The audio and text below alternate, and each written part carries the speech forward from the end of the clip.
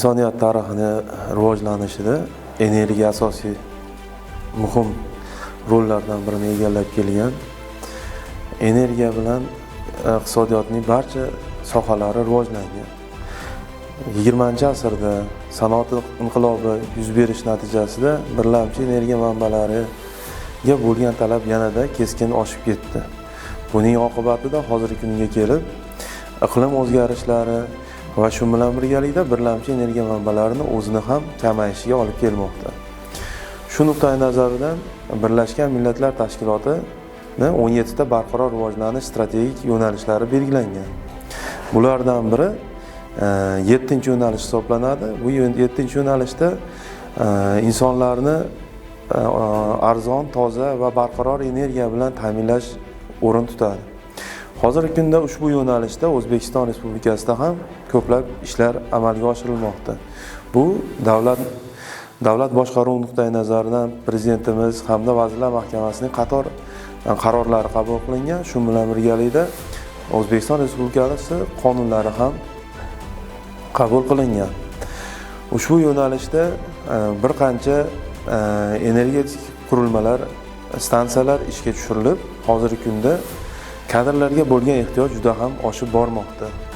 Ushbu yo'nalishda Yevropa Ittifoqining DEPSIUS loyihasi alohida o'rin tutadi. Ushbu loyiha Yevropa Ittifoqi standartlari asosida O'zbekistonda o'qitishni nazarda tutadi.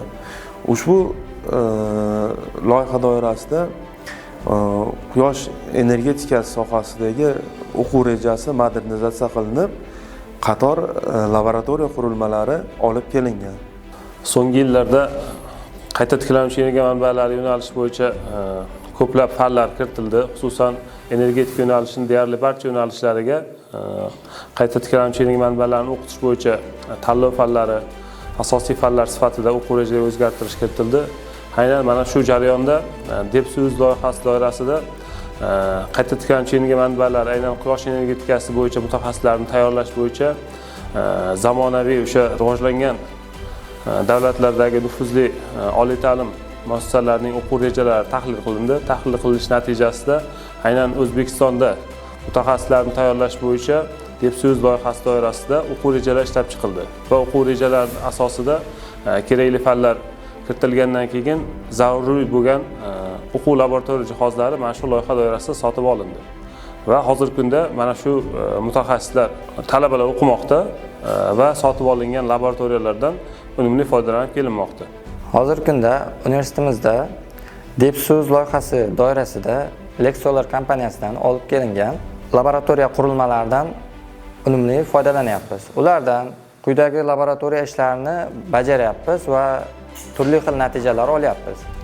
Masalan, bularga men hozirda shamol energiyasi va quyoshdan olinayotgan, quyosh panelidan olinayotgan quvvat, ya'ni energiyani bir-biriga bog'lash, ya'ni gibrid holida bir-biriga bog'lash orqali natijalar olyapman.